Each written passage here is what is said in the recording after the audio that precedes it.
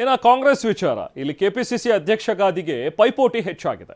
ಸಚಿವ ರಾಜಣ್ಣ, ಡಿಕೆ ಶಿವಕುಮಾರ್ ಇವರ ನಡುವೆ ಮಾತಿನ ಸಮರ ಕೂಡ ಹಾಗೆ ನಡೀತಾ ಇದೆ. ಡಿಕೆ ಶಿವಕುಮಾರ್ ಒಂದು ಕಡೆ ಹೇಳಿಕೆಯನ್ನು ಕೊಟ್ಟರೆ ಅದಕ್ಕೆ ಕೌಂಟರ್ ಆಗಿ ಸಚಿವ ರಾಜಣ್ಣ ಕೂಡ ಹೇಳಿಕೆಯನ್ನು ಕೊಡ್ತಾರೆ. ಈ ರೀತಿ ಮಾತಿನ ಸಮರ ನಡೀತಾ ಇದೆ.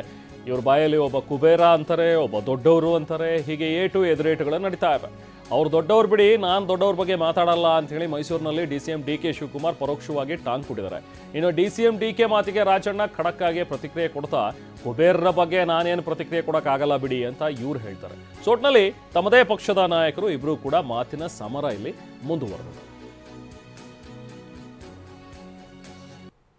ಸರ್, ಈಗ ರಾಜಣ್ಣ ಅವರು ಡೆಲ್ಲಿಗೆ ಹೋಗಿದ್ದಾರೆ, ಅಧ್ಯಕ್ಷರ ಬದಲಾವಣೆ ವಿಚಾರ ಚರ್ಚೆಗೆ ಹೋಗ್ತಾ ಇದ್ದೀನಿ ಅಂತ ಹೇಳೋದು. ದೊಡ್ಡವ್ರ ಬಗ್ಗೆ ನಾನು ಮಾತಾಡೋದು ಬೇಡ. ಅವೆಲ್ಲ ನಮ್ಮ ಸೀನಿಯರ್ ಲೀಡರ್ಸು, ನಾವೆಲ್ಲ ಇನ್ನು ಕಾರ್ಯಕರ್ತರು. ಕುಮಾರ್ ಅವರು ಹೇಳಿದ್ದಾರೆ ಕೆಪಿಸಿಸಿ ಅಧ್ಯಕ್ಷ ಸ್ಥಾನದ ಬದಲಾವಣೆಗೆ ಚರ್ಚೆಗೆ ಬಂದಿದ್ದೀರಿ ಅನ್ನುವಂಥ ವಿಷಯಕ್ಕೆ ಅವೆಲ್ಲ ಸುಳ್ಳು. ಅವೆಲ್ಲ ದೊಡ್ಡ ನಾಯಕರು ನಾವು ದೊಡ್ಡ ನಾಯಕರು ಸಣ್ಣ ನಾಯಕರು ಬೇರೆ. ನಾವು ಕುಬೇರರ ಮಾತಿಗೆ ಯಾವುದು ಪ್ರತಿಕ್ರಿಯೆ ಕೊಡಕ್ ಹೋಗೋದಿಲ್ಲ.